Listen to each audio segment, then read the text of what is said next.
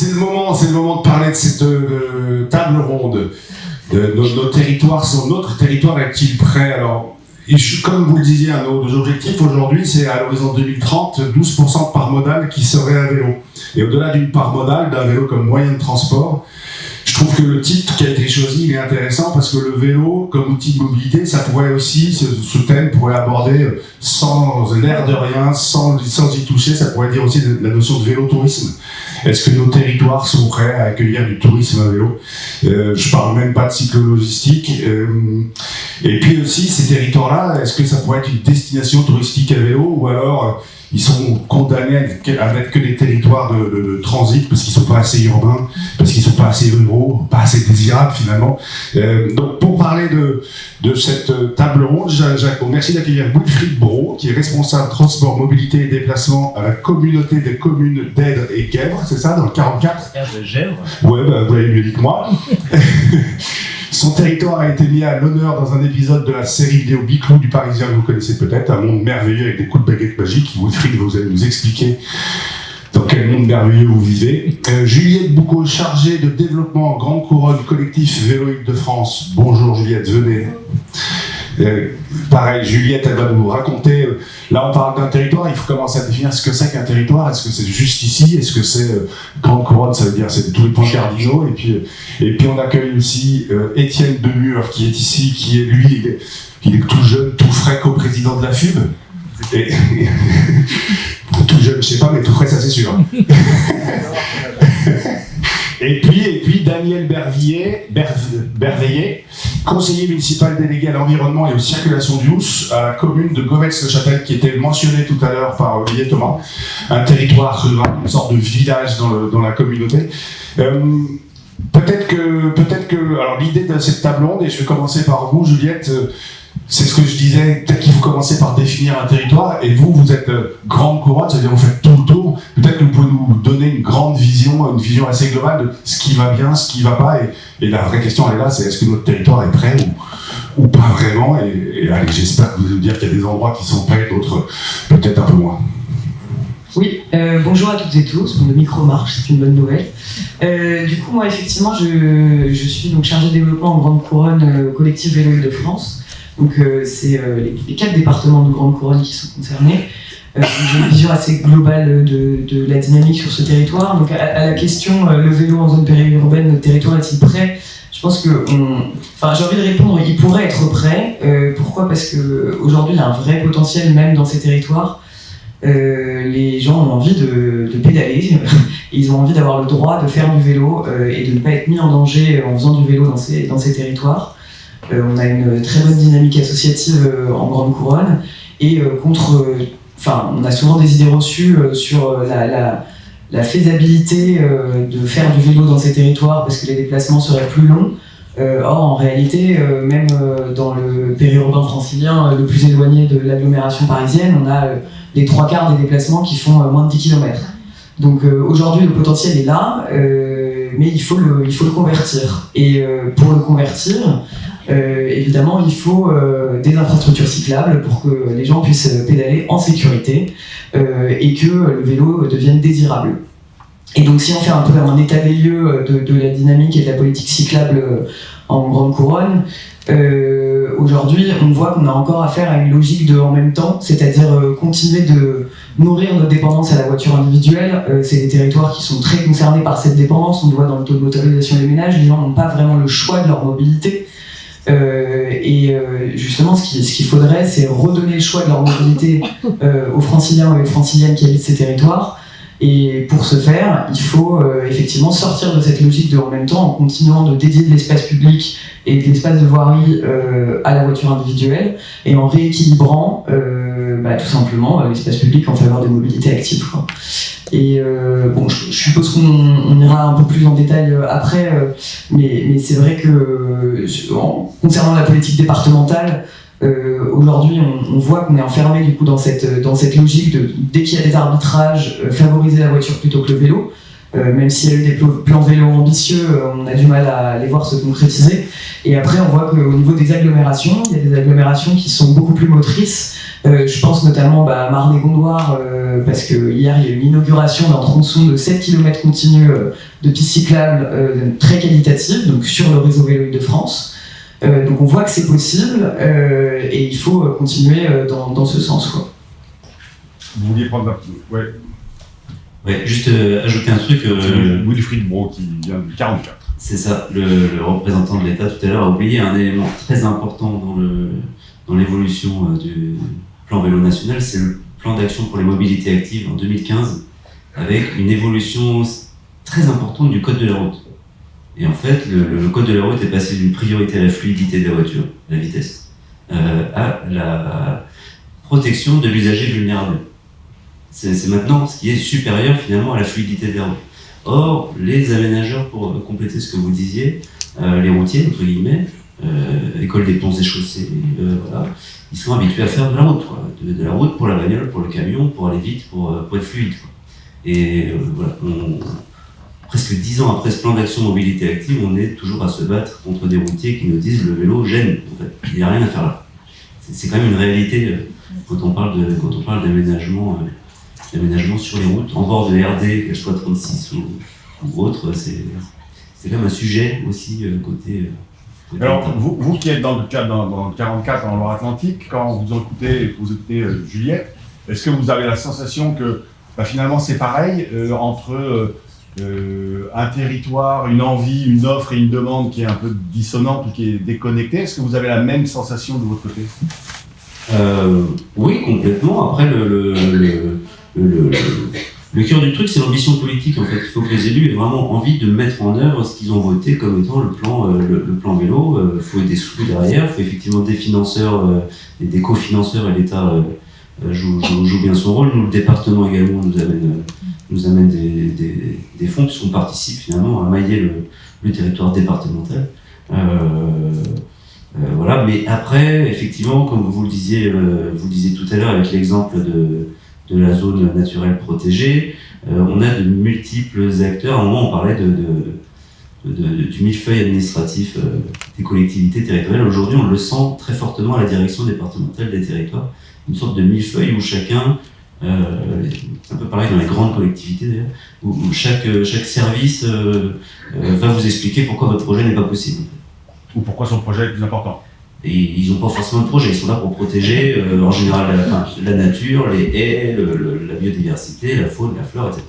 Voilà, c'est assez compliqué de faire avancer les projets. Et ce que je veux dire, c'est que l'enjeu primaire, c'est les élus qui vont porter les choses auprès du préfet qui peut arbitrer, quoi. Daniel, vous êtes conseiller municipal, donc vous êtes élu à Gomez-le-Châtel. Vous êtes convaincu? Oui, complètement, oui. Oui, alors je suis tout jeune dans le paysage politique, mais ça fait croyant et pratiquant.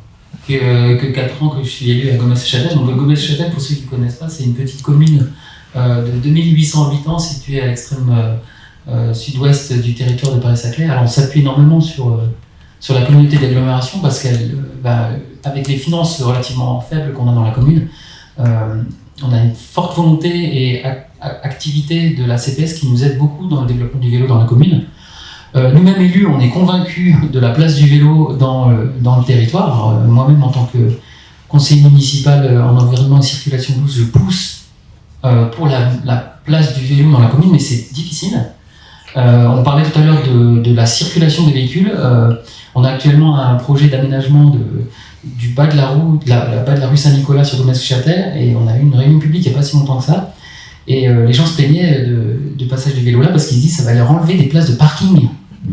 Donc, et alors que j'ai réalisé plusieurs réunions publiques avant pour le développement du plan vélo qui a été voté en février cette année, il y avait très peu de gens dans la salle. Et j'étais vraiment étonné de voir qu'il y avait si peu de gens qui étaient intéressés par le vélo. Et je reviens sur la question qui a été posée tout à l'heure, sur la sensibilisation et l'acculturation vélo. Je pense que c'est un enjeu très très important. Pour moi, on ne voit pas encore assez de communication sur le vélo, on voit encore trop de publicité sur les voitures, beaucoup trop. Et forcément, quand on voit ça, les gens voient ça, ils ne voient pas le vélo, ils ne voient pas autre chose. Donc, est-ce qu'à Gomez-le-Châtel, alors si moi je connais, c'est quand même très vallonné. Enfin, en tout cas, ça monte et ça descend. Oui, Est-ce que vous sentez qu'il y a une demande, malgré tout, de vélo de la part de vos administrés? Ou pas? Et s'ils demandent parce qu'ils préfèrent leur place de parking ou ils veulent du vélo pour aller se promener le week-end. Est-ce que vous sentez quelque chose ou pas? C'est difficile à dire parce qu'on n'a pas justement ce retour qu'on aurait aimé avoir lors des réunions. On pourrait potentiellement faire une enquête plus approfondie envers les citoyens pour avoir une idée de ce qu'ils pensent. Moi-même, en tant qu'utilisateur de vélo, je fais du vélo taf. Je suis de l'autre côté justement de la vallée. On peut revenir à ce qu'on disait tout à l'heure. Je viens du plateau du haut de Gonesse-Châtel. Je traverse la vallée pour aller sur le plateau de Paris-Saclay, là où je travaille. Et effectivement, la contrainte topographique est importante sur Gonesse-Châtel. Et donc, moi-même, je suis amené, je vous dis franchement, je suis amené des fois à me dire bon, voilà, aujourd'hui, je suis fatigué, j'ai un vélo musculaire ou biomécanique, comme on disait tout à l'heure. Accéder au plateau de l'autre côté, c'est pas évident. Et le VAE peut aider forcément à passer ces obstacles. Ouais. Et donc, ça veut dire que les jours où vous avez la flemme, vous y allez comment? En voiture, malheureusement. Oui, mais c'est aussi, à mon sens, un vrai message qui est intéressant. C'est on n'a pas à culpabiliser de prendre sa voiture les jours où on n'a pas envie. Mais moi-même, je me sens coupable parce que j'ai l'impression que, en fait, quand j'utilise la voiture, j'ai l'impression de déplacer. C'est pas moi qui me déplace, mais je déplace 1,5 tonne de ferraille, j'allais dire, d'un point A à un point B. Voilà. Je le fais comme ça.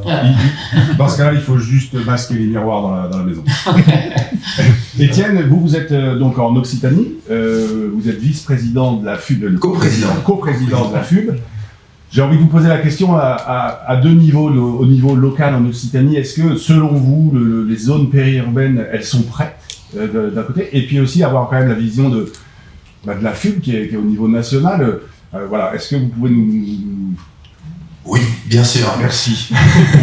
Donc au niveau Occitanie, mais ça se répète beaucoup dans les schémas qu'on trouve partout en France. Faut savoir qu'on a une enquête régulière qu'on fait, qui s'appelle le baromètre des villes cyclables, vous avez certainement entendu parler ici. Et le dernier date de 2021. Et en 2021, il s'est passé quelque chose d'extraordinaire. C'est qu'on a doublé le nombre de villes qualifiées. On a eu une participation vraiment record. Et il faut bien comprendre que le doublement de nombre de villes qualifiées, il n'y a pas des villes comme Bordeaux qui sont apparues dans le paysage français. Non, c'est des petits patelins, des petites villes qui se sont mises à tiens, on va se mettre au vélo, on est intéressé au vélo. Donc là, je vous parle de 2021. C'était déjà en 2021, où nous, on a vu vraiment quelque chose remonter de par nos associations, de par aussi les collectivités, de par des gens qu'on n'avait pas du tout dans le radar, qui ne sont pas dans des associations, parce qu'il n'y a pas des associations dans tous les villages de France, une forte envie de dire non mais moi aussi j'ai envie de faire du vélo chez moi, j'ai envie de me déplacer à vélo. Donc ça, historiquement, on a vu vraiment une grosse vague arriver là-dedans, et depuis, on a décidé d'animer ce sujet-là à la FUB et de le prendre à bras le corps, parce qu'il y a un vrai sujet, et que ce soit dans les salons, dans les événements où on va. Alors je fais beaucoup en Occitanie, parce que je suis aussi coprésident du collectif Vélo Occitanie, et invité avec la région sur pas mal d'événements. On se retrouve avec énormément de collectivités, que ce soit des techniciens, des élus, qui disent moi j'ai envie, je vois bien que ça plaît à mes gens, je vois bien qu'ils ont envie de faire du vélo, je fais comment? Et on est vraiment dans ce moment-là où on est vraiment, je pense que tout le monde, toutes les collectivités sont pour le vélo. Je pense que voilà, aujourd'hui un maire, un conseil municipal qui dit anti-vélo, bon ça va être compliqué pour lui aux prochaines élections. Voilà, évidemment. Mais vraiment comment on fait, quels sont les leviers pratiques? Souvent on se retrouve avec la problématique de comment on finance une politique cyclable. Et donc voilà, on est dans ce moment-là où en fait il y a un consensus, que ce soit côté citoyen ou côté collectivité, pour dire il faut faire du vélo. Après, on va se confronter à d'autres problématiques qui sont est-ce que c'est l'image du vélo que vous voulez, ou est-ce que vous voulez vraiment faire du vélo? Est-ce que vous vous donnez les moyens de le faire? Est-ce que vous avez les bonnes techniques pour le faire? Et donc nous, on s'est intéressé à la FUB sur comment donner des leviers qu'on peut activer localement pour le faire, pour justement permettre aux collectivités, avec les moyens qu'elles ont, de déjà commencer quelque chose sur le vélo. Et voilà, aujourd'hui, moi, c'est ce que je vis dans mon quotidien. J'habite et je travaille en Petite Camargue, territoire magnifique que je traverse tous les jours à vélo. Je n'ai plus de voiture, donc je ne prends plus la voiture. Aujourd'hui, mes collègues, il fut un temps, ils me disaient, moi, quand il y aura une voie verte qui relie Sommières à Galargues, c'est les patelins de chez moi, quand il y aura une voie verte, j'irai de temps en temps en vélo, pardon. Donc voilà, et s'il y a de l'infrastructure, autant que je vais en profiter. La question que j'ai depuis 2 ans, c'est plus du tout celle-là. C'est plus du tout quand il y aura une voie verte. Non, c'est j'ai mon vélo, Étienne, dis-moi par où passer. Voilà. Et donc là, on change complètement de paradigme. On n'attend plus. Non, moi j'ai déjà fait le premier pas. Maintenant, en face, il faut se bouger parce que moi, j'ai envie de venir à vélo. Je ne sais pas par où passer. Le gros frein, moi j'ai un exemple personnel, une collègue qui me dit, moi c'est le gros frein, c'est la sécurité. Et encore, même pire, c'est la sécurité pour elle, mais c'est son mari qui lui dit, n'y va pas à vélo parce que c'est trop dangereux. Elle aimerait bien aller voler, mais son mari dit, non, c'est trop dangereux. Et voilà, mais on est vraiment dans ce moment-là où il y a une envie et il manque quelque chose, la sécurité, pour le faire, avec quelque chose qui se développe de plus en plus, et il faut le dire, et ça remonte de plus en plus, c'est le côté décalage qu'on peut avoir dans la facilité de se déplacer à vélo, dans les métropoles, dans les villes, et dans tout ce qui est territoire qui se sent de plus en plus relégué sur la mobilité, avec une mobilité en voiture qui coûte de plus en plus cher, et les gens se trouvent étranglés parce que la solution, ils ne la voient pas. Voilà. Et aujourd'hui, ils se rendent un peu doublement relégués parce qu'avec des territoires qui arrivent à enclencher, on a des métropoles qui avancent vraiment franchement sur le vélo, il faut le dire, il faut le saluer.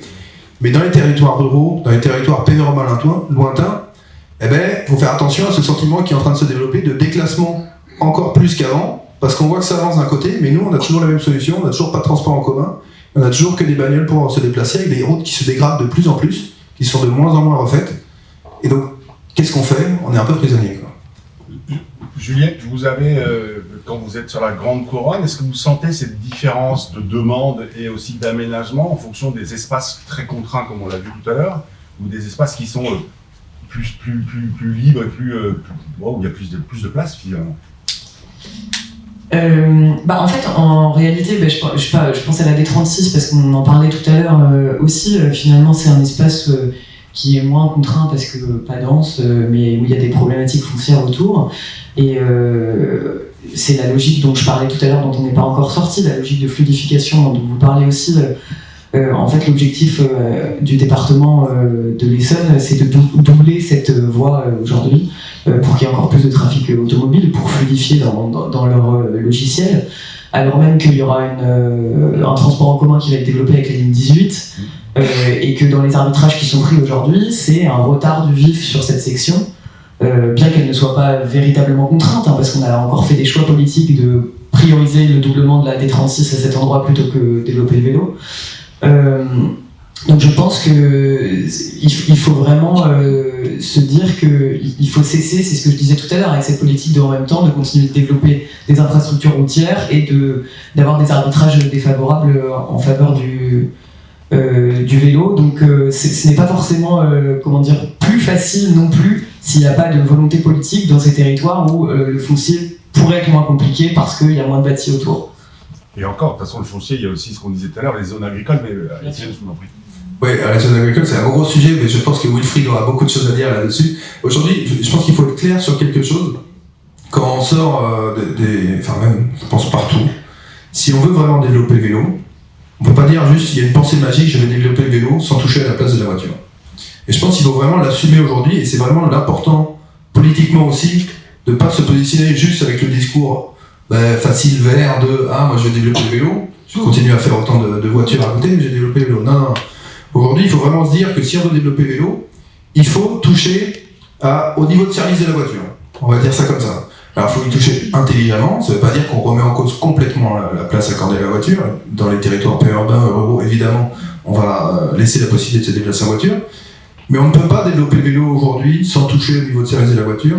Et ça, si vous avez des politiques qui prétendent le contraire, ça n'est pas possible, et il est important de débunker ces discours un peu bullshit sur le vélo, où on dit on a une pensée magique, on va développer le vélo, mais il y aura autant de voitures qu'avant. Ça peut pas marcher, ça. Et pourtant, c'est ce que vous avez fait. Non mais, et pourtant, c'est ce que vous avez fait, c'est-à-dire que, est-ce que tout le monde a vu cette vidéo Biclou du Parisien? Non. Alors peut-être que vous avez quelques images qui seront intéressantes, peut-être que vous pourrez résumer ça.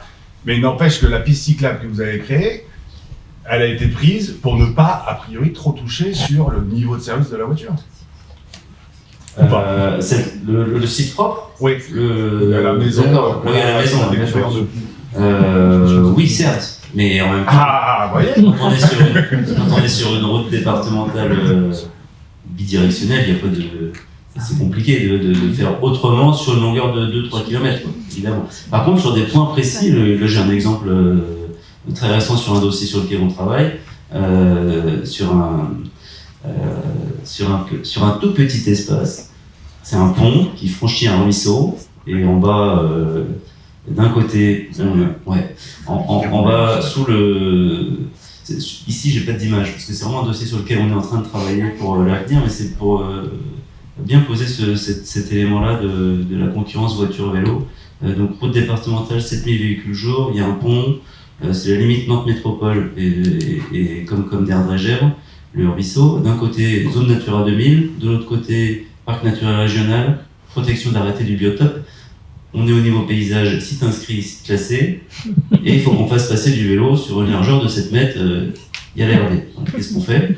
Là on finit les inventaires, donc on a été voir les animaux, les loutres, on a compté les araignées. Elles vont bien? Pardon? Elles vont bien? Oui, ça a l'air d'aller. Mais quand on a des loutres, c'est plutôt bon signe. Voilà. C'est un truc qui est à protéger, évidemment, c'est magnifique comme site, et voilà. Et c'est pas ouvert au public, hein, c'est vraiment discret. Donc il y a plusieurs solutions. C'est soit on fait une passerelle qui fait 100 mètres de long, pour ne pas mettre de pieux dans l'espace qui est en bas, ne pas toucher le biotope. Et soit on met un alternat sur la route départementale, et puis on met le vélo sur une voie bidirectionnelle au milieu à droite de la RD, et puis de l'autre côté, on arrête les voitures d'un côté et de l'autre, et puis elles alternent. Elles passent chacune leur tour. Et là, les élus, oula, on va peut-être loin là, attention. Donc c'était bien la passerelle, là. Même si c'est 4 millions d'euros, peut-être quand même regarder. Les services de l'État, dans la séquence éviter, réduire, compenser, quand on touche l'espace naturel, évitons d'abord, et effectivement cette solution-là elle marche. Et là le département nous dit, non, c'est pas réglementaire, moi je fais pas ça. En pleine nuit, on fait pas la passerelle? Ah non, on fait pas l'alternat sur une route départementale à 7000 véhicules jour, il va y avoir des bouchons, ça va être invivable. Vous voyez? Et là, c'est vraiment un sujet vachement intéressant de la place de la nature, du vélo, de la route, de l'infrastructure, de la gestion de l'espace. Et côté agriculteur, c'est encore différent. J'ai quelques images que je peux vous montrer, mais il ne veut pas marcher. Non, la flèche, ça marche.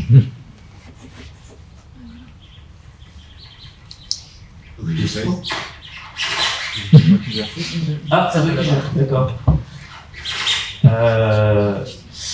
Ok, alors oui, on est à la campagne, communauté de communes d'Erdre-et-Gèvres, notre capitale médiatique, c'est Notre-Dame-des-Landes. Donc on est au nord de Nantes, Notre-Dame-des-Landes, c'est à 35 km à peu près de Nantes, mais vraiment dans le périurbain pour les communes les plus au sud. On a aussi, on a ce 76% de ménages multimotorisés, donc ont 2 véhicules ou plus. Voilà, 40% des déplacements se passent dans la commune, donc il y a quand même un enjeu très fort. Et en termes de compétences, l'aménagement de la route, ça revient sur départemental au département, et le reste, c'est le maire. Les voies sont communales, donc il a fallu qu'on, pour aménager des itinéraires cyclables, qu'on prenne une compétence particulière d'itinéraires cyclables communautaires. Ça marche pas. Alors d'accord, ça marche. Est-ce que vous connaissez le taux d'équipement à Gometz en termes de véhicules, voitures et vélos? Vous voulez dire en nombre de véhicules jour, des choses comme ça? Non, de vos administrés, le taux d'équipement en voiture et le taux d'équipement en vélo. Vous connaissez ça? Pas du tout. Il y a beaucoup de voitures, malheureusement. Mais quand même, on voit de plus en plus de vélos parmi les usagers. Mais toujours pas assez. Ouais, nous on avait ces éléments-là dans le cadre d'une enquête ménage déplacement. Je me suis déplacé, mais en fait non, ça sert à rien. Ça marche pas. Dans le cadre d'une enquête ménage déplacement, du coup on a des statistiques assez précises à l'échelle de la Comcom. Et en fait on avait... non. Je sais pas où il faut viser, mais... ça marche. Ok. Et donc du coup, 60 000 habitants, 55 000 vélos. Voilà. par modal, 0,6. Donc sur 220 000 déplacements jour, 1300 vélos. Voilà. Donc en gros, du lundi au vendredi, tout le monde a un vélo, mais personne n'utilise. Voilà. On avait 2011, notre premier schéma directeur, on avait sur le territoire, qui est quand même aussi grand que Nantes Métropole, juste au nord en fait, on avait à peine 200 mètres d'une bande cyclable. Il n'y a vraiment rien.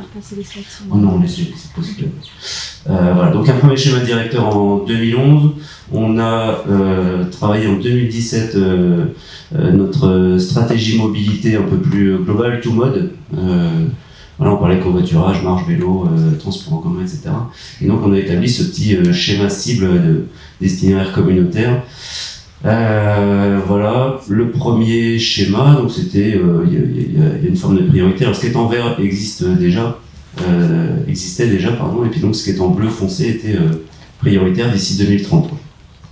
L'objectif, il était autour de 100 km à peu près en 2030. Là, on est en 2017 quand on a écrit ça.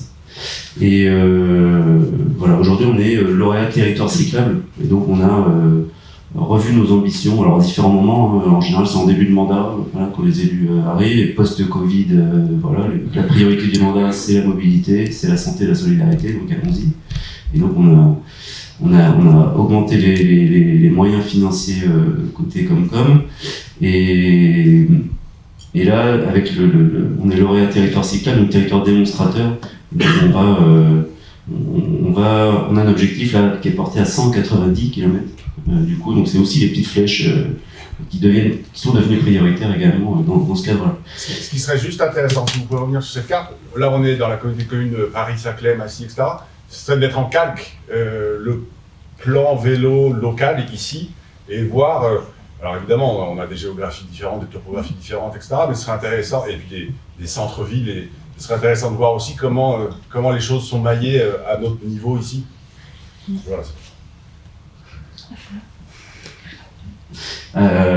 Ok, donc j'ai trois petits exemples, deux plus précisément à la campagne, sur des aménagements, comme disait Étienne tout à l'heure, qui peuvent ne pas coûter cher, il suffit de savoir par où passer, mais par contre, parfois, on a quand même besoin de couper l'herbe sous le pied de la voiture ou sous la roue pour que le vélo soit à l'aise. Donc ici, on est entre Casson au nord, 2000 habitants, et puis Sucé-sur-Erdre au sud, 6500 avec une gare. Voilà, donc une grande Europe départementale ici. Voilà, donc c'est tout droit, c'est facile. Tac. Et notre idée a été de passer par ici, puisque le détour est relativement léger, hein, ça doit faire 600 ou 700 mètres, donc c'est pas méchant. Et l'immense avantage, c'est que sorti d'ici, là, on est sur une petite route peu fréquentée, vraiment peu fréquentée. Hein, il y a deux maisons et un agriculteur ici. Ici, on est sur un chemin agricole avec une exploitation au milieu, là. Et puis ici, on est sur une route qui est aussi très peu fréquentée puisque c'est un cul-de-sac. Voilà, il n'y a pas de débouché, donc quelque chose d'assez intéressant pour le travailler. Donc on s'est dit, impeccable, aménagement d'un chemin agricole, c'est public, c'est de l'espace public communal, les deux maires sont d'accord, on y va, on fait les travaux, et on va démarrer par faire cet aménagement de sécurité ici sur l'entrée de bourg, en fait, l'entrée de Casson, et puis derrière on va dérouler, là un peu de marquage, chaussée partagée, et puis ici on fait un bel enrobé sur tout le long du chemin agricole, un truc solide pour les tracteurs, et ça marche. L'élu de Sucé-sur-Erdre devait aller voir l'agriculteur, bon, il l'a pas fait. Donc l'agriculteur n'a pas été au courant. Bon, première phase des travaux, donc l'aménagement de sécurité, hein, sortie du bourg. Voilà, on a une bidirectionnelle dans la ville et puis on passe en unidirectionnelle après de part et d'autre de la RD sur la sortie. Ça a été fait en 2019, pas de problème. Donc la seconde phase, c'est ce chemin qui était assez solide. Hein, voilà, 3,50 m de large, donc on se dit, allez, on va faire un bicouche. Et malheureusement, je vous disais, l'agriculteur n'a pas été prévenu. Voilà, il nous a expliqué a posteriori que le chemin il est utilisé par beaucoup d'agriculteurs et que c'est pas un chemin, c'est pas une piste cyclable et que ça passe devant chez lui. Les tractopelles sont arrivés, il a mis le tracteur au milieu du chemin, il a dit vous passerez pas, terminé, j'appelle le maire. Effectivement, on a remballé les tractopelles, toute la matière qu'on avait commandée, catastrophe. Et voilà, on a laissé les élections passer, on a réuni là sur le nouveau mandat, en début de mandat, les agriculteurs du secteur. Du coup, on a discuté avec la Chambre d'agriculture, savoir qui s'en sert en fait de ce chemin. Donc on pensait que c'était juste là, local, mais en fait pas du tout. Et donc on a discuté, on les a réunis en mairie, les élus ont dit d'accord, c'est d'abord un chemin agricole, puis à partir de là, ils sont un peu détendus. Et puis ils ont dit bon, d'accord, les vélos, allez-y. Faites un revêtement qui soit pas une route, parce que eux, ce qui les gêne ici, c'est que les voitures passent par là. Quand les mecs ont 3 grammes, ils savent qu'il n'y a pas de gendarmes sur cette petite route-là, et donc ça roule. C'est un chinte aussi pour le matin, pour éviter le bouchon du centre-bourg de Sucé-sur-Erdre, où il y a des passagers niveaux, etc. Donc le fait qu'on puisse éventuellement limiter le passage des voitures, ça intéressait l'agriculteur local, chose qu'on n'avait pas forcément nous en tête au départ. Donc c'était aussi un élément intéressant. Donc on a fait un sablé, le premier rendu était pas terrible, vous voyez, il y a beaucoup trop de cailloux, on veut quand même un truc assez roulant. Donc la version définitive, hein, ça ressemble bien à ça. Ça fonctionne très bien, on va être à la 3e saison cet été là. Il passe avec son tracteur 15 fois par jour, le truc tient parfaitement. C'est un sablé qui a été mis en œuvre comme un enrobé en fait, avec un finisher compacté. Et voilà. Et donc pendant ce temps-là, il nous a dit finalement votre idée peut-être de fermer la route, ça serait pas mal. On l'avait envisagé au début, il nous a dit non, faites-moi pas chier avec des trucs comme ça, je roule tous les jours là-dessus, moi c'est là que je bosse en fait. Il voulait pas de barrière, de cette gestion-là. Puis finalement, il a changé d'avis en se disant mais en fait, effectivement, avec un blocage physique qui permet quand même au tracteur de passer, il n'y aura plus de voiture, quoi. Et lui, quand il fait traverser ses vaches, c'est toujours un stress, il y a une bagnole qui arrive. Et donc aujourd'hui, il est très heureux de ce système-là. Il n'y a plus toute circulation, les gens disent bonjour, il y en a un ou deux qui l'engueulent quand il est là avec sa voiture. Qu'est-ce que vous faites là? Il explique, je travaille, et puis voilà, ça se passe bien. Voilà, c'est un tout petit aménagement. Donc là, c'est deux potelets en bois en fait, avec il y a un cadenas en fait de chaque côté qui permet de l'enlever si lui il a besoin ou un autre agriculteur l'appelle. C'est lui qui a les clés en fait, parce qu'on est sûr qu'il va remettre les plots, parce que c'est son intérêt à lui de fermer la circulation à la voiture à cet endroit-là. Et puis les gens passent tranquillement à vélo sur ce chemin qui fait quand même 1,4 km, je crois. Mais il ne fait qu'1,4 km. Ouais, sur l'ensemble qui doit faire 7 km. Oui, tiens. C'est juste pour dire qu'on est sollicité. Alors, la communauté communautaire d'Ager, ils ne sont pas là par hasard parce que c'est les plus avancés qu'on connaisse, je pense, en France. Mais nous, en tant qu'asso, en tant que représentant d'asso, on est de plus en plus sollicités sur ce genre de problématique-là. Et on essaye de mettre en avant, évidemment, ce qui a été fait là-dessus, puisque nous, on promeut tout ce qui est un schéma de déplacement où on privilégie ce genre de solution qui n'empêche pas d'accéder, mais qui empêche de traverser en voiture. Donc une fois qu'on a empêché de traverser en voiture, on crée un sentiment de sécurité parce que on n'a plus envie de rouler à 80 pour faire le raccourci. Ou même, alors moi j'ai d'autres communautés de communes qui m'ont parlé de ces routes à 3 grammes, ou je sais pas comment tu les appelles, mais voilà, on met un plot, on sait très bien pourquoi le lendemain matin c'est cassé, voilà. Donc il y a cette problématique-là et la problématique d'agriculteur, et la réponse ici trouvée, je la trouve extrêmement intéressante parce qu'il y a tout un enjeu d'arriver à convaincre, et d'arriver à convaincre en disant voilà, ce chemin-là, il est d'abord pour les agriculteurs, et je pense qu'il n'est pas question de remettre en cause le côté agricole de ces chemins-là qu'on peut réutiliser, et voire même au-delà, se dire mais en fait, regardez, on vous donne le pouvoir d'ouvrir le chemin ou pas pour vous, donc c'est pas son chemin, mais quand même il a ce pouvoir-là, hein, c'est un peu dans le deal de on va mettre des vélos, mais on te donne le pouvoir d'ouvrir ou pas le chemin. Quand t'es à 3 grammes, tu peux. Alors non, c'est pas l'option. Mais voilà, il y a un deal donnant-donnant. Nous, on refait un revêtement, on te donne un accès privilégié à ce chemin-là. Et le donnant derrière qui attend la collectivité, c'est qu'on laisse passer des vélos. Et aujourd'hui, je ne pense pas qu'ils soient mécontents qu'il y ait des vélos, qu'il n'y ait pas de dégradation spécifique liée aux vélos, de nuisances particulières. Donc, il y a vraiment ce deal-là. Et alors Wilfried en a essuyé les plâtres, mais comme je vous l'ai dit, j'étais avec Mille Métropole qui est en plein dedans, dans la phase difficile où le technicien va voir les agriculteurs et il se prend une volée de bois vert. D'avoir des arguments comme ça pour arriver à convaincre que... Alors il y a le côté exemple, ça s'est fait ailleurs, Il y a le côté aussi, mais regardez, on vous donne quelque chose quand même. On n'est pas juste en train de vous prendre de l'espace, on vous donne ça, cette liberté d'utiliser le chemin et d'être un peu le roi du chemin, je sais pas comment le dire. C'est hyper intéressant pour arriver à convaincre et réutiliser ces chemins qu'on a partout en France, parce que voilà, on les a partout. C'est réutilisable pour ce genre de voirie à fond. Et tout ce qu'on fait, c'est toucher à un niveau de service tout petit de la voiture, parce qu'il y a départemental à côté, la voiture, je suis désolé, au bout d'un moment, il faut dire le trafic de transit doit passer par la départementale. Peut-être on va laisser tranquille ces petits chemins-là qui n'ont pas été faits pour ce trafic de transit. Est-ce que ça veut dire que cet exemple que vous avez, il sert de best practice utilisé par la FUB, utilisé éventuellement par vous, Juliette ou Daniel, sur... Ben voilà, on a ces enjeux-là, on a ces problématiques-là, il y a eu cette solution qui a été trouvée avec une sorte de méthodologie. Est-ce que c'est des choses que vous utilisez de votre côté, Juliette, par exemple? Alors, il y a pas de micro, faut le dire. Merci. Je pense que du coup, là, ça concerne pas toutes les parties de la Grande Couronne, évidemment, mais lorsqu'il y a des chemins avec peu de trafic, effectivement, c'est un exemple que l'on mobilise parce que la question du plan de circulation et de limiter le trafic de transit aux endroits où il ne devrait pas avoir lieu, ça permet aussi d'avoir des aménagements cyclables continus et qualitatifs à court terme, en fait, parce que la route, elle est déjà là. Donc c'est quand même très pratique pour avoir un aménagement rapidement. Et ensuite, évidemment, en Grande Couronne, il y a aussi la question des plans de circulation en agglomération, même si on sort un peu du périurbain, là, mais je pense à la ville d'Orsay qui a expérimenté un plan de circulation et qui est en cours d'expérimentation en ce moment.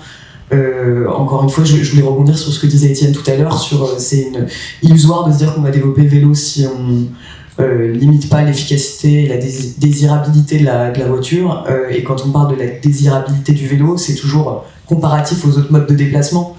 Il faut bien l'avoir en tête. Et du coup, les plans de circulation sont aussi là pour ça. Voilà.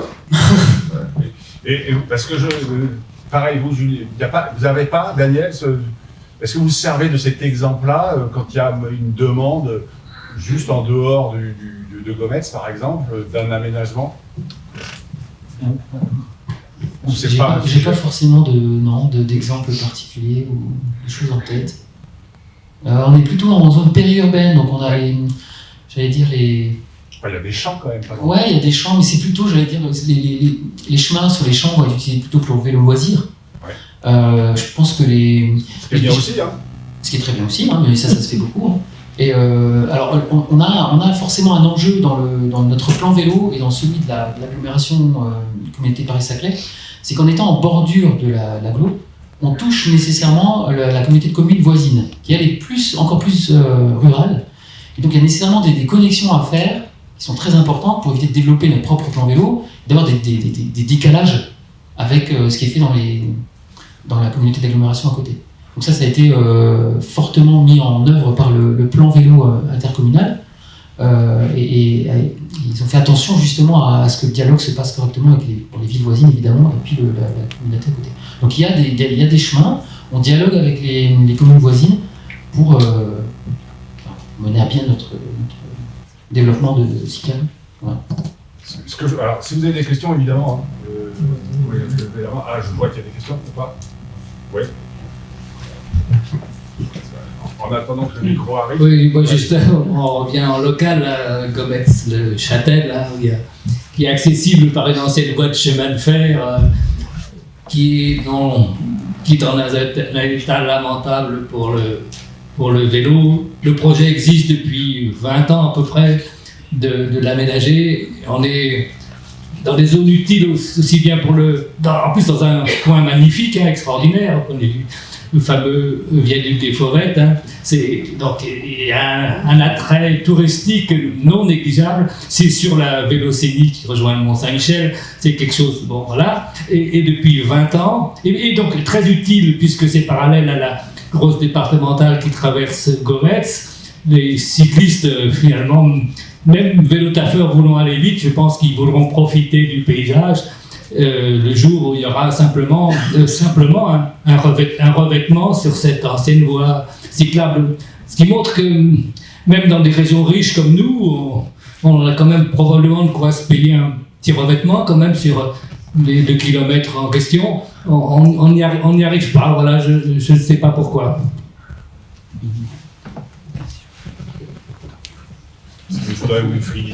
Merci beaucoup.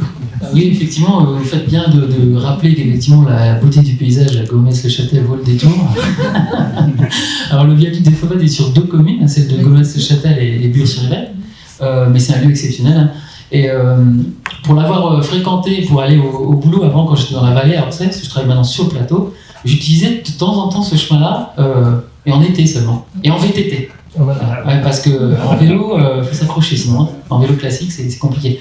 Non, ce que je voulais dire par là, c'est que et ça rejoint un peu la discussion qui a été dite tout à l'heure sur les services de l'État, par rapport aux services de l'État, c'est les liens entre la vallée et le plateau. Il y a eu aussi un cas enfin, il me semble, hein, de volonté de développer une piste cyclable entre la vallée plutôt Gif-sur-Yvette et le plateau, mais avec la ZPNAF, c'était compliqué d'imaginer un tracé sur le plateau. Alors il y en a un qui va être fait vraisemblablement, si j'ai bien compris, entre le guichet et la partie est du Paris-Saclay, donc plutôt polytechnique, il n'y aura toujours rien côté ouest. Donc pour relier la vallée et notamment les enseignants-chercheurs qui travaillent sur le plateau qui veulent aller enseigner dans la vallée, il n'y a rien qui est fait. Et qu'est-ce qu'ils font les enseignants-chercheurs actuellement? Ils prennent leur voiture pour descendre dans la vallée. Alors qu'il y a 800 mètres à vol d'oiseau. Voilà. Donc ça c'est vraiment terrible. On essaie, nous, dans notre... je travaille dans un laboratoire d'écologie, en fait. On essaie de mettre des vélos à disposition des enseignants-chercheurs pour qu'ils puissent aller en vélo électrique. C'est difficile, il faut vraiment sensibiliser les gens, les acculturer. Voilà. C'était un petit point de précision par rapport à ce que je dis avant. D'autres questions? Il y avait, je crois, une question là-bas. Oui, rapide intervention. Julien Langer, urbaniste cyclable chez Belle Évolution. On a travaillé sur le schéma intercommunal du plateau de Saclay. Une chose qui est un peu un élément de définition qu'il ne faut pas enfermer complètement, mais quand on parle du périurbain, effectivement, là on a une photo à l'écran, on se dit est-ce qu'on est dans le rural profond ou dans le périurbain? On répondrait sans doute unanimement on est dans le rural, et en réalité quand on regarde les flux de déplacement des gens, y compris chez vous, et dans des territoires équivalents à Erdrégel, finalement, on est en partie déjà dans le périurbain parce qu'il y a des déplacements domicile-travail, domicile-école, etc. qui se font certes en voiture, mais en réalité qui sont des déplacements du quotidien de gens qui ont plutôt quitté la zone dense pour aller à 10, 20, 30, 40 km autour de Nantes. C'est assez impressionnant, les auréoles, entre guillemets, du périurbain. Donc en fait, l'enjeu, il est presque généralisé de trouver ces voies à faible transit, de les affecter au vélo, de les réaffecter aux modes actifs, etc. Ça, c'est un premier point, c'est que finalement, cette partition entre rural et urbain, c'est un peu une image du passé quand même. Dans les pratiques et dans les besoins des gens, on est vraiment dans quelque chose qui est général.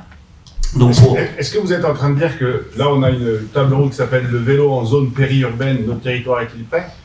Il faut enlever cette notion de géographie périurbaine? Je pense qu'il faut l'enlever parce que c'est l'objectif politique de réduire la fracture qui est en train de se créer, que vous avez très bien illustré au début, entre des zones urbaines aménagées dans lesquelles il y aurait des moyens pour faire des aménagements cyclables, et puis des pratiques qui sont en train de se développer parce qu'il y a de la densité de flux, d'usage, et puis un ras-le-bol de la voiture et des transports en commun. Mais il y a pour d'autres bonnes raisons aussi, dans ces zones beaucoup moins denses, d'excellentes raisons de faire du vélo et d'excellentes raisons de résoudre un certain nombre de freins qui sont liés au vélo, qui sont là plutôt de la vitesse de circulation que du flux, que de la densité de flux. Et la deuxième chose que je voulais dire par rapport à ce que la question que vous posiez tout à l'heure sur est-ce que vous servez d'illustration, d'exemple, de territoire pionnier, etc. La première chose, c'est que sur ces histoires de voies à faible transit réaffectées au vélo, il y a d'autres expérimentations en France en ce moment, et notamment service de l'État de la Seine-Maritime dans le Pays d'Auge. On attend les résultats, ils vont être analysés par le CEREMA. Et sur le sujet du CEREMA, il y a aussi des moyens de faire des expérimentations qui vont être analysées par le CEREMA. Donc, pour les collectivités, quelle que soit leur taille, emparez-vous de cet outil qui est le CEREMA aussi, qui a des budgets d'analyse, d'évaluation, d'expérimentation qui peuvent durer 6 mois, 1 an sur un axe, en disant cette voie, on va la réduire à la circulation, on va carrément la couper, on va retravailler le plan de circulation, on va regarder ce qui se passe. Et cette culture aussi de l'évaluation de choses expérimentées pendant un moment, y compris d'aller interroger les gens, les automobilistes, leur changement de pratique, souvent apporte des éléments au moulin du vélo et à pérenniser en fait cet aménagement parce que l'expérimentation, elle a levé tout un tas de fantasmes ou de craintes, comme vous l'avez fait finalement en 2 fois avec l'agriculteur. Mais plus largement, ces expérimentations évaluées, c'est un très très bon outil pour faire progresser tout le monde. En sachant, je rajoute que le CRMA, ils sont à la recherche de projets pilotes pour expérimenter des choses. Étienne, vous vouliez dire quelque chose? Et alors, on a encore des questions et des réponses. Je voudrais quand même revenir aussi, parce que le sujet de la table ronde, c'était ça, hein, c'était nos territoires, enfin, le vélo en zone périurbaine, est-ce que nos territoires sont prêts ou notre territoire est-il prêt? Mais voilà, je voulais juste remettre ça au... C'est pour revenir sur les exemples et les expérimentations en cours. Alors, je sais qu'il y a Vélo et Territoire qui est très actif aussi là-dessus. Vélo et Territoire, c'est une association de collectivités qui s'occupe de vélo, qui est aussi portée aussi sur les indicateurs. Et il y a tout un champ aussi qu'il ne faut pas oublier quand on quitte les villes, c'est tout le champ sociologique et études qu'il peut y avoir. On a sorti récemment un rapport avec le Secours catholique sur la mobilité en dehors des zones denses. Aujourd'hui, on se retrouve avec la recherche aussi, le secteur de la recherche qui s'intéresse énormément aux mobilités dans ces zones-là, avec des spécificités sociales ou des difficultés de mobilité qui n'ont pas forcément grand-chose à voir avec la mobilité. Paris, c'est un hypercentre urbain, je ne sais pas comment le définir, mais voilà, il y a des spécificités et la recherche commence à s'emparer de ces choses-là et on commence à avoir, nous, un réseau de chercheurs qui s'intéressent. Alors, on a des gens qui sont un peu partout en France, dans des coins plus ou moins perdus, mais voilà, sachez que la recherche aussi prend aussi ce sujet de la mobilité et ne pas oublier, dans le sujet de la mobilité, on ne parle pas juste d'infrastructure de vélo, on parle aussi sur le plan social, d'accompagner des gens dans des campagnes qui se paupérisent souvent, où le budget mobilité, c'est parfois un tiers du budget du foyer, c'est énorme, un tiers du budget du foyer pour la mobilité, avec des vrais enjeux sociétaux sur le fait de ne pas se sentir en territoire relégué encore une fois sur la mobilité, mais ça peut être déjà sur d'autres choses, et d'accompagner aussi ces territoires qu'on n'a pas envie de laisser mourir. Enfin, on a une belle France rurale aussi, qu'on ne veut pas laisser mourir par défaut de mobilité. Il y a une étude qui est sortie, que j'ai vue hier, qui s'appelle... qui a été faite par l'Institut Terrain et Chemin d'Avenir avec l'IFOP, et en gros c'est ce qu'ils disent, hein, il y a 2h37 de transport quotidien en moyenne chez les jeunes ruraux qui sont finalement, qui se ressentent assignés à résidence et qui abandonnent l'idée d'aller faire du sport, d'aller au cinéma, tout ça, parce que tout est trop loin, tout est trop compliqué, et effectivement c'est ce qui dit dans cette étude-là, le budget de mémoire entre un citadin et un rural, le budget mobilité, il est 300 € par mois dans le milieu urbain et il est de plus de 500 € par mois dans le milieu rural. Ça, c'est un enjeu qu'on a clairement identifié dans le côté jeunesse rurale. Aujourd'hui, il y a un quart le matin, un quart le soir pour aller au collège, c'est tout. Et la vie sociale, quand on est jeune en territoire rural, c'est hyper compliqué. Donc, on commence à avoir des familles qui nous disent, ben voilà, j'ai acheté un BAE, mon petit, parce qu'au moins, il peut se déplacer, il peut aller au sport à vélo, comme tu le dis. Mais il faut vraiment avoir ça en tête.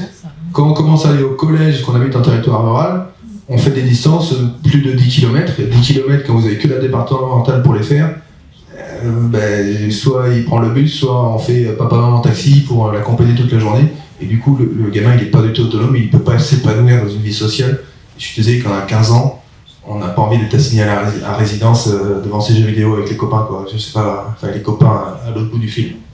Donc vraiment, il y a cet enjeu aussi de la jeunesse qu'il ne faut pas sous-estimer sur l'impact que c'est de développer des chemins sécurisants. Quand on parle jeunesse, le niveau de sécurité augmente aussi largement par rapport à un adulte. Et voilà, il y a un vrai impact social là-dessus. Mais il faut aussi, à mon avis, il faut aussi se poser la question autrement que la jeunesse. On a le droit d'être vieux aussi, d'avoir envie d'aller taper un jeu de cartes avec les copains au bar. Non mais c'est vrai. Tu as tout à fait raison. Est-ce qu'il y a d'autres questions? Oui, je vois qu'il y a d'autres questions.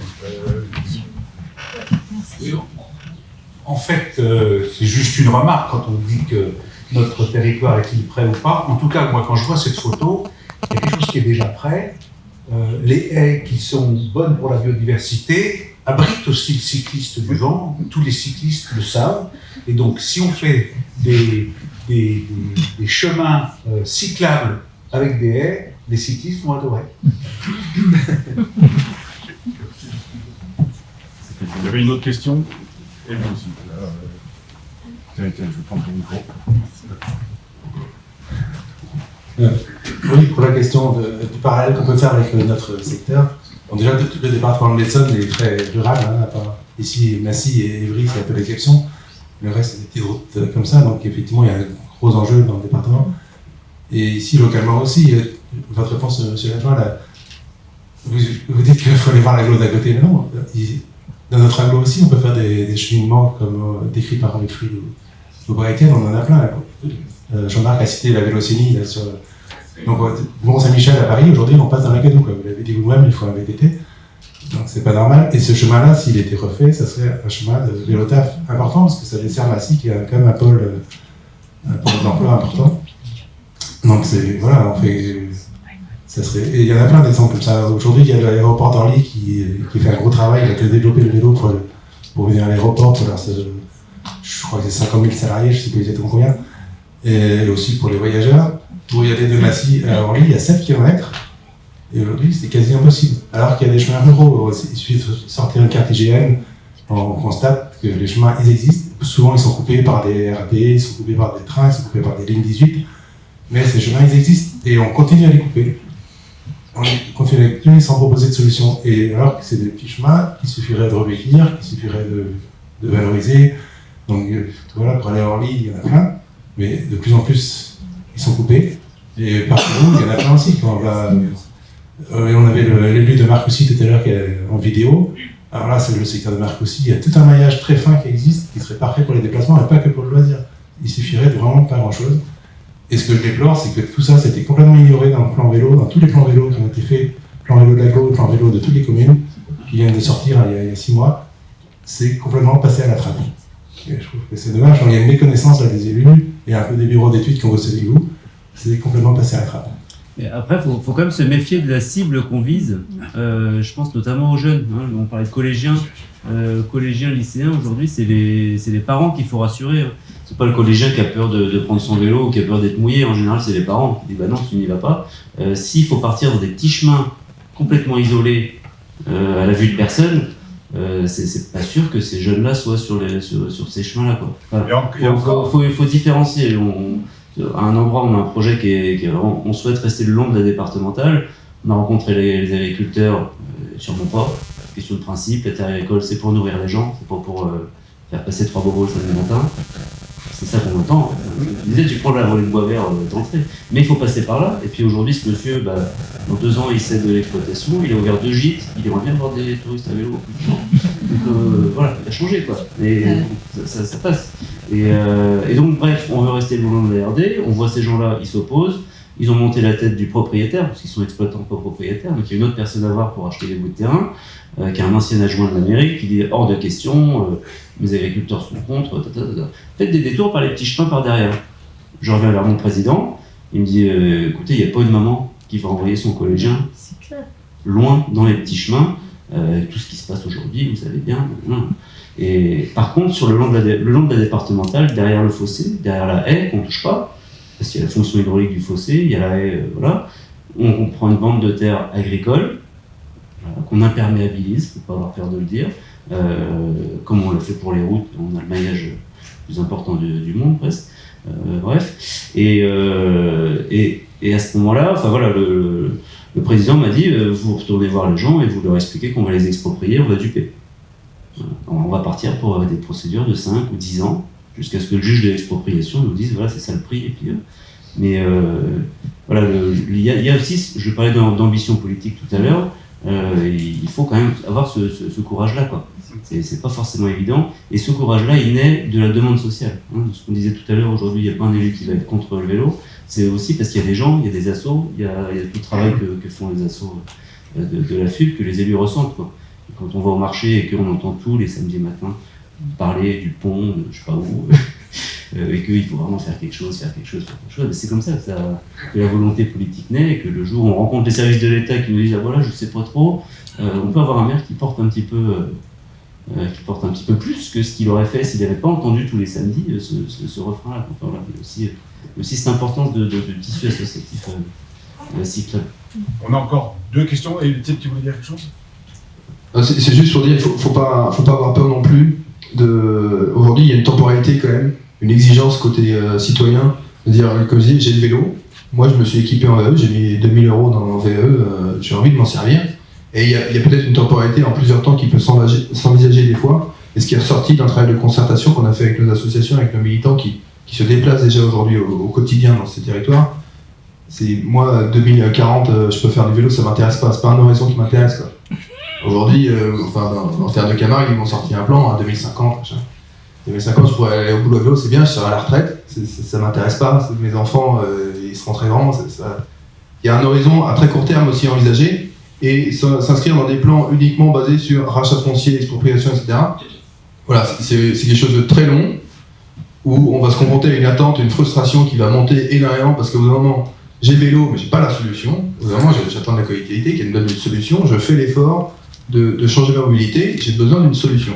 Et donc, faut pas avoir peur non plus, et en RDGR, ils ont aussi fait des aménagements temporaires aussi pour envisager des solutions en plusieurs temps.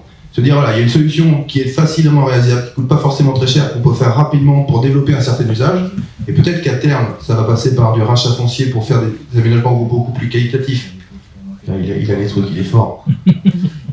Mais aujourd'hui, se projeter que dans des solutions de long terme, à 10 ans, à 5 ans, à 6 ans, parce que rachat foncier, parce que gros aménagement, parce que besoin d'investissement et que ça ne peut pas se faire tout en un an, bah non, en fait. Au bout d'un moment, les cyclistes, ils ont besoin de solutions maintenant, tout de suite, et peut-être qu'il y aura une solution qualitative qui arrivera dans quelques années, mais tout de suite, il y a besoin d'une solution, et il faut quelque chose de pragmatique qui peut-être fera pas toute la population, mais qui servira déjà à ceux qui sont les plus motivés, qui ont envie déjà aujourd'hui de prendre leur vélo. Merci beaucoup. Alors, on a encore 2 questions avant d'avoir les 2 questions ou remarques ou commentaires, etc. J'ai envie, pour pas vous prendre au piège, tous les 4 qui êtes ici sur scène, c'est la question de cette table ronde, c'est le vélo en zone périurbaine, notre territoire est-il prêt? Pour conclure cette table ronde, c'est que chacun d'entre vous disiez là, pour qu'il soit encore plus près, mais dès demain, pas dans 50 ans ou pas dans 2 ans, quelle est l'action, selon vous, principale, la plus importante qu'il faut mettre en place? Mais vous avez le temps de 2 remarques ou 2 questions pour réfléchir, parce que vous posez cette question-là comme ça à la volée, ça serait peut-être un peu piégeux. Vous avez une question, je crois. Merci beaucoup. Moi, ma question est... Mais qui êtes-vous? Oui, donc Timothée Haïti-Séraphin, je travaille chez Colas autour du développement des mobilités actives. Et donc ma question c'était, est-ce qu'il y a, vous, dans vos territoires, des types d'aménagements que vous préconisez? Il y avait cette idée du coup de réemprunter des chemins qui n'ont pas donc, du coup un trafic de transit. Est-ce qu'il y a d'autres solutions que vous pensez être vraiment pertinentes sur vos territoires et qui ne sont pas compliquées pour pouvoir être vraiment mis en place on va dire dans une échéance de 2 à 5 ans? Et puis aussi, il y a un vrai sujet, je trouve, dans le périurbain et dans le rural, c'est que la pratique du vélo, elle est beaucoup encore trop axée autour des loisirs. Et les vrais projets structurants qu'on retrouve sur ces territoires-là, ça va être des projets type Viarona, Loire à vélo, des vrais projets de véloroute, mais qui peuvent parfois ne pas correspondre aux besoins des habitants sur ces territoires. Est-ce qu'il y a, vous trouvez, vous, au sein de vos territoires, un essor du développement de projets structurants, mais plus à viser pour les habitants qui y habitent réellement? Ouais, alors je sais pas si 5 minutes vont suffire. Je vais avoir un très bon exemple. Alors ici, on a un aménagement provisoire qui n'a pas coûté grand-chose. On l'a fait en définitif, ça n'a pas coûté grand-chose non plus. On a fermé la route à la circulation de façon définitive. Voilà. Puis il y a une continuité ensuite. Voilà. Donc, la chance qu'on avait, c'est qu'il n'y avait pas d'accès à l'agricole. Il y avait du trafic, c'était une route à 3 grammes, la plus directe entre un village de 1000 habitants et le centre-ville de 9000 avec ses lycées, ses collèges, etc. Donc ça a été compliqué au départ, mais bon, ça a été fait, le vélo prioritaire aux intersections, etc. Et puis il y a un autre... donc ça peut se faire très vite, mais ça aussi, ça peut se faire très vite en fait. Parce que tu disais, il faut pas un plan en 2050, ça m'intéresse pas. Mais en même temps, quand on aménage quelque chose qui est en site propre, il va rester là 100 ans. Enfin, on revient dans 100 ans, il sera toujours là. Donc ici, on a fait un site propre entre Trélières et Grandchamp, donc c'est 5000 habitants d'un côté, 10 000 de l'autre. Trélières, on a la piscine, on a les collèges, c'est direction Nantes en plus. Voilà, donc sur 3 km, on a racheté la terre agricole qu'on voit ici. Hein, donc à l'amiable, on a 45 propriétaires, une quarantaine de propriétaires différents. Ici, on est dans le jardin d'une dame, hein, donc on a racheté aussi des bouts de jardin. Elle venait d'acheter la maison qui venait d'être construite, elle a payé ça un bras, et nous on vient lui dire on va racheter 12 € le mètre carré. Voilà. Mais à l'amiable, on a réussi en fait. C'est ça que je veux dire, c'est que ça peut aller très vite. Notre première réunion avec les riverains, c'était le jour où Notre-Dame a brûlé, donc c'est pas si vieux, quoi. Et la piste est inaugurée déjà depuis 1 an et demi, 2 ans. Donc en 3 ans finalement, on s'est donné les moyens peut-être, mais ça a été assez vite, quoi. Voilà. Juste une autre image pour se rendre compte. Bon, il y a quelques passerelles, c'est pas cher les passerelles, c'est très bien. On voit ici le site propre avec la zone, la terre agricole, hein, donc sur les 3 km. La chance qu'on a là, c'est qu'il n'y avait qu'un seul agriculteur. Les agriculteurs en pays urbain, ils sont agressés, donc lui il sent la ville qui se rapproche, qui grignote son espace agricole. C'était très compliqué, c'est toujours très compliqué, puisqu'il y a même une zone d'activité qui s'est installée à côté de son exploitation aujourd'hui. Mais on est obligé de passer par là. Enfin, je veux dire, le cœur du truc, c'est la discussion avec les agriculteurs. À mon sens, dans les espaces comme ça, voilà, il y a le plan de circulation, il y a l'usage et la limitation, peut-être avec un sens interdit sauf riverain parfois sur des petites routes, ce qui va faire que le niveau de trafic va baisser et on se sentira peut-être plus en sécurité. C'est des choses qui peuvent être faites très rapidement. Nos élus ne sont pas toujours prêts, mais à ce moment-là. Mais par contre, sur du site propre comme ça, sur des choses, on parlait tout à l'heure de RER vélo, enfin voilà, des gros projets structurants comme ça, il faut de suite aller voir l'agriculteur le plus vite possible. Voilà, des nouveaux usages évidemment, parce que les gamins vont à la piscine, vont été à la piscine à vélo tout le mois de mai, et puis donc une petite image en hauteur, pour se rendre compte de la largeur qu'on prend quand même dans les jardins sur la terre agricole, parce que c'est une bande de 5 à 6 mètres qu'on prend pour ne faire que 3 mètres d'enrobé. Mais derrière, on a replanté une haie tout du long là, qui pousse hyper bien aujourd'hui. Voilà, donc là on a un truc structurant qui a été fait en 3-4 ans maximum, parce qu'on avait le soutien de l'élu local en fait. Hein, le maire et ses adjoints, le bureau municipal, c'est lui qui a été sonné en premier chez tous les riverains pour dégager un peu pour essayer d'obtenir un petit peu des accords auprès des gens, parce qu'on a racheté pas mal de jardins et pas mal de terres agricoles. Mais tout ça à la merde. En fait, il faut pas se fâcher, il faut y aller, il faut qu'ils gueulent, il faut qu'ils disent une bonne fois pour toutes que ça les intéresse pas, que voilà, les arbres ils sont là depuis toujours et qu'il y aura des questions de les enlever, et puis après il faut revenir, et puis revenir, et puis discuter, quoi. Merci beaucoup. Et puis là, c'est un cas particulier, excuse-moi, sur cette maison-là. Et effectivement, il faut aller voir l'épisode de Big Blue, il est très bien fait. Voilà, ça c'était plutôt que de contourner la maison, vous êtes passé dans la maison. C'est ça, il est dans le bureau là. Mais comme quoi, quand il y a des contraintes, en discutant avec de la verbe et en mettant des moyens et en ayant aussi une volonté politique, il y a des solutions qui existent. Ouais, en étant bien aidé par l'État, par le département, parce que c'est un projet qui était costaud. Ouais, c'est possible. Mais quand j'ai dit à mon président, on peut racheter la maison, non, on n'est pas agent immobilier, on n'achète pas les maisons, qu'est-ce qu'on va en faire après, etc. T'inquiète. En fait, on est trop à la campagne, on est dans un petit village, dans un petit hameau, quoi. Enfin, il n'y a pas... C'est vraiment du passage, c'est au bord de la RD, enfin, c'est pas évident. On a pensé maison du vélo, tout ça, c'était toujours la blague. Mais non, elle est vendue aujourd'hui. En fait, on a revendu la maison, on a fait les travaux, et puis on a revendu la maison, on n'a pas perdu beaucoup d'argent quand on regarde un amortissement sur 50 ou 100 ans. Quoi. Je crois qu'il y avait une dernière remarque, et après il y aura une question, donc la question à chacun de vous, quelle est la chose à mettre en place pour que nos territoires, périurbains ou pas, soient prêts pour qu'il y ait plus de vélo. Je crois qu'il y avait une autre remarque ou une autre question, c'est vous. Oui, merci. Bonjour, donc moi c'est plus un témoignage local, donc je suis Cynthia Tudakis, donc je suis à l'association MDB à Villiers-le-Bac, donc plutôt rural, un tout petit village de 1200 habitants, et je travaille aussi à l'université Paris-Saclay où là on essaie de développer en fait le vélo à travers tout ce qui est développement soutenable, etc. Donc mon témoignage c'est surtout sur l'université.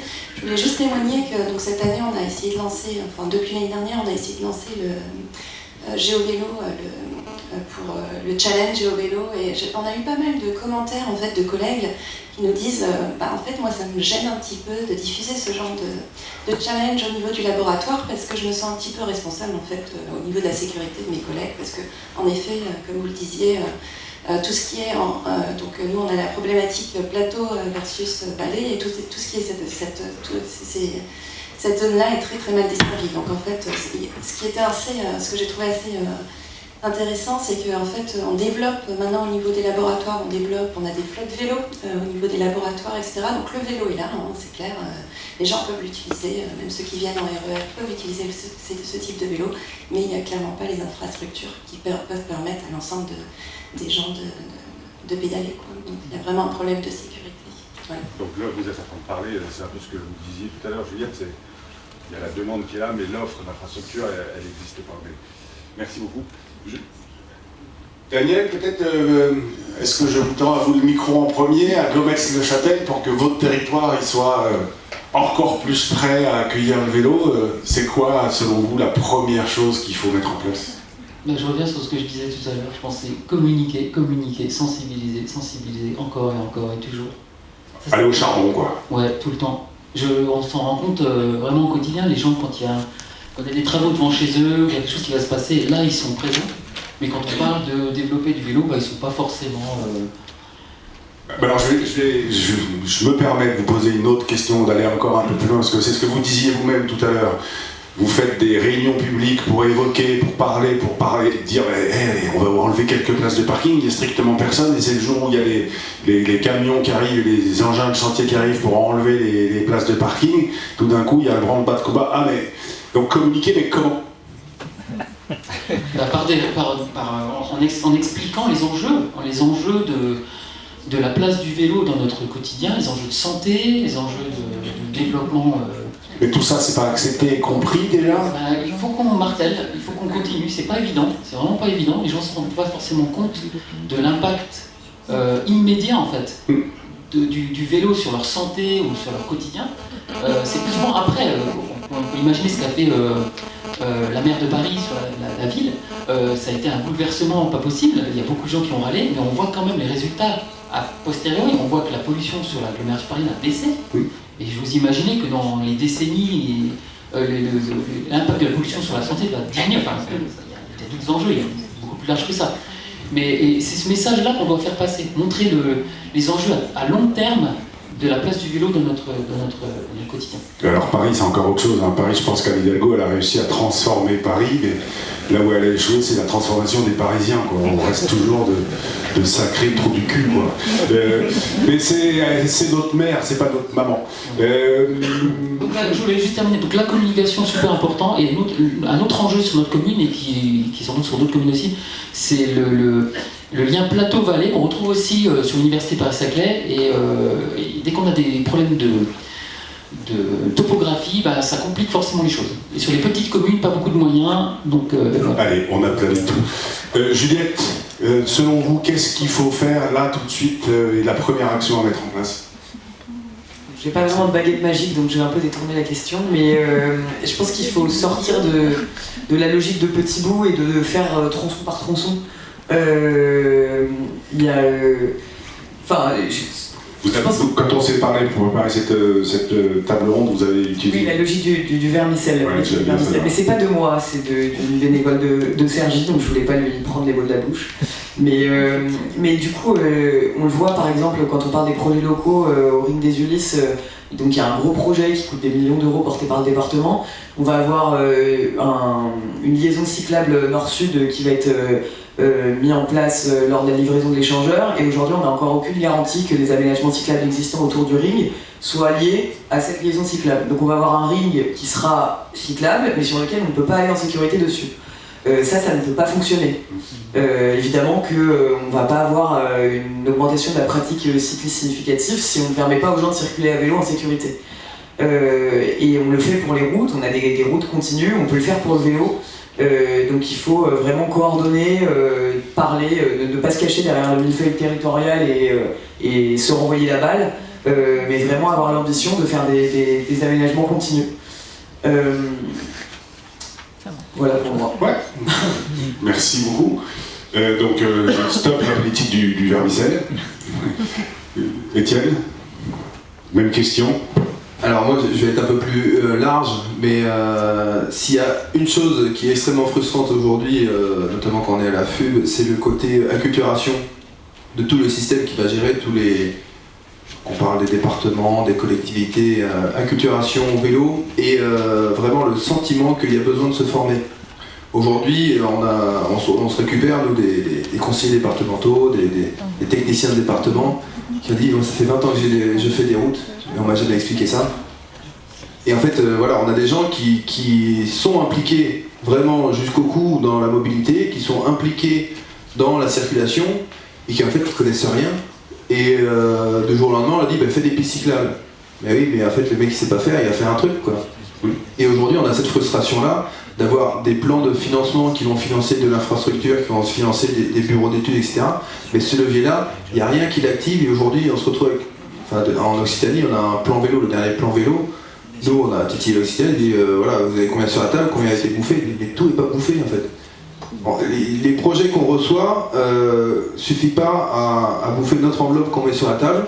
On a des collectivités qui n'ont même pas les moyens de déposer des projets pour aller justement chercher ces financements-là, parce qu'ils n'ont pas l'ingénierie pour le faire, ils n'ont pas la connaissance pour déjà déposer ce petit projet qui fera débloquer la situation. Et donc aujourd'hui, ce qui manque clairement, c'est le côté comment on va jusqu'au bout. Et on se dit, on a une expertise, on parlait du CRMA tout à l'heure, qui est un expert reconnu en France, on a l'ADMA, nous à la FUB, qui peut aider là-dessus, qui propose des formations là, mais comment on arrive à vraiment toucher le public qui va mener la politique cyclable, et pas les laisser tout seuls, parce qu'aujourd'hui, les élus locaux, ils ne connaissent pas le CRMA. Voilà, faut le dire, et ils ne savent même pas où chercher s'ils veulent l'information. Donc nous, on a des associations qui font le boulot pour les acculturer, mais il faut vraiment un plan pour se dire, voilà, il faut aller toucher au plus près les gens qui vont développer les plans vélo, parce que a priori, ils se font du vélo le dimanche comme n'importe quel Français, mais ils savent pas qu'il y a des spécificités qui vont faire que ça marche ou ça marche pas.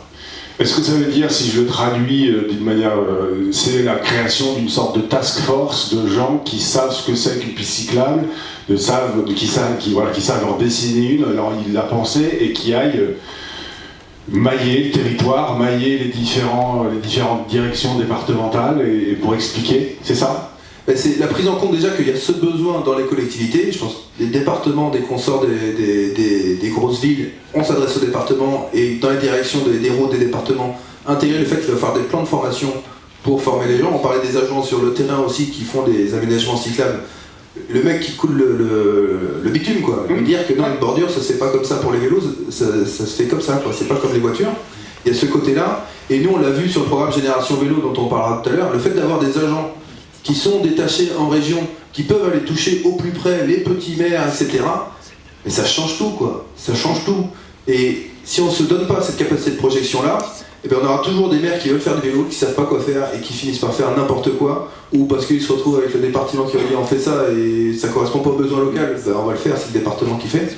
Et là, il faut vraiment aller toucher jusqu'au bout. On a 36 000 communes, c'est compliqué, mais il faut vraiment faire cet effort-là. Donc c'est des ressources humaines. Ouais, et puis l'acceptation qu'il y a ce besoin, et il va falloir travailler sur ce besoin et pas juste mettre de l'argent sur l'infrastructure. Ouais, ok. Wilfried? Je sais pas si on peut répondre, effectivement, il n'y a pas de baguette magique. Qu'est-ce qu'il faut faire tout de suite pour que ça marche tout de suite? Ça n'arrivera pas. On n'aura pas de grand changement dans les mobilités. Je pense que c'est quand même un travail de longue haleine. Et là-dessus, il faut, c'est facile, mais à mon sens, l'idée est de penser écosystème, c'est-à-dire d'avoir à la fois de l'infrastructure, à la fois d'aller dans les écoles avec Génération Vélo. On espère que ça va continuer longtemps, Génération Vélo, pour nous financer les interventions du SRAV. Voilà, c'est changer la culture de la bagnole, et changer la culture de la bagnole quand on sait d'où on vient, ça va pas se faire en 5 minutes, quoi. Et effectivement, dans nos territoires, il y a 2 voitures dans le garage, elles sont assurées, il y a de l'essence dedans. Enfin, ma solution de mobilité, elle est là. Pourquoi je changerais, quoi? J'ai ma radio, j'ai mon truc. Je choisis mes heures. Enfin, tout est plus contraignant que la voiture individuelle, quand même. Il faut partir de là, quoi. Les habitants, ils sont comme ça. Donc voilà, penser écosystème vélo avec aussi du mobilier intermodal, on en a parlé. Enfin, à mon sens, c'est vraiment ce qu'il faut arriver à faire très globalement, finalement. Ah oui, Juliette, elle voulait. Non, mais c'était juste pour compléter, effectivement, ça peut pas arriver demain, mais s'il y a une volonté politique, je pense au département d'Ille-et-Vilaine, du coup, s'il y a une volonté politique et si on comprend vraiment que le vélo est une solution de mobilité, et j'ai envie de dire, aujourd'hui on est beaucoup confrontés aux départements qui nous disent qu'ils ont une baisse de recettes, et du coup qu'il faut faire des arbitrages financiers. La question c'est quels arbitrages on fait et se dire qu'on ne continue pas dans cette politique qui va droit dans le mur de nourrir la dépendance à la voiture individuelle, parce qu'en fait l'entretien des routes va toujours coûter aussi cher, et investir dès maintenant dans une solution de mobilité qui est porteuse, et donc c'est le vélo. Et les Vilaines, ils ont décidé de faire 3 moratoires sur les projets routiers. Aujourd'hui le budget du plan vélo est de 70 millions d'euros. Donc c'est 10 millions d'euros par an, hein, c'est 3 fois plus que la moyenne des départements. Donc la solution elle est aussi là, c'est dans un choix politique de réaffecter le budget vers le vélo. Merci. Merci beaucoup. Oui, alors moi je suis un peu déçu, je pensais que l'un de vous quatre allait dire que le premier truc à faire demain, à vous tous, c'est d'aller chercher les routes à 3 grammes pour trouver des alternatives aux départementales, aux grands axes structurés pour la mobilité en voiture. Et, enfin, on a appelé ça la route des 3 grammes, mais ce qu'on a vu sur votre plan, c'est que vous avez fait un pas de côté, vous êtes allé chercher cette route-là, c'est peut-être un tout petit peu plus long à vélo que la départementale, mais finalement, je dirais les 10% de trajet en plus, ils valent tellement le coup, quoi. Donc voilà, merci beaucoup à vous quatre, merci à vous pour vos questions, merci pour votre participation. Et je voulais aussi peut-être parler d'un autre truc, je lance ça comme ça, parce que vous avez parlé d'argent, et peut-être qu'à mon sens, il y a un truc qu'on devrait changer dans le monde du vélo, c'est arrêter de dire que le vélo c'est pas cher. Parce que on a quelqu'un de Colas par exemple ici, il raisonne, et j'ai rien contre vous, hein, mais c'est des entreprises privées qui raisonnent avec de l'argent, les voitures, le système automobile, il y a de l'argent derrière, il y a de la marge, il y a une économie, et peut-être qu'il faut arrêter, à mon sens, de dire que le vélo c'est pas cher, mais parler de dire le vélo c'est rentable. Quand vous aurez créé une piste cyclable qui aura coûté très cher, qui aura fait travailler plein de monde, il faudra l'entretenir, il faudra l'améliorer, parce qu'en plus, ce qu'on sait aujourd'hui, la vérité d'aujourd'hui, c'est pas la vérité de demain. Si on prend l'exemple du boulevard Magenta qui a été refait, qui a coûté très cher, super, il faut le refaire, donc c'est-à-dire qu'il faut remettre de l'argent dessus. Et c'est peut-être, à mon sens, une des voies aussi qu'il faut essayer d'aller montrer, parce que s'il y a de l'argent, ça veut dire qu'il y a une économie derrière, et s'il y a une économie derrière, ça veut dire qu'il y a des annonceurs, ça veut dire qu'il y a de la pub, ça veut dire qu'il y a aussi du lobbying. Si on lutte tout seul contre le lobbying du pétrole, on va peut-être avoir un peu de mal. Mais voilà, je pose ça là comme ça. Merci beaucoup à tous, je pense que vous mourrez de faim. On se retrouve, on avait dit, à 13h44. Merci beaucoup. Et oui, vous pouvez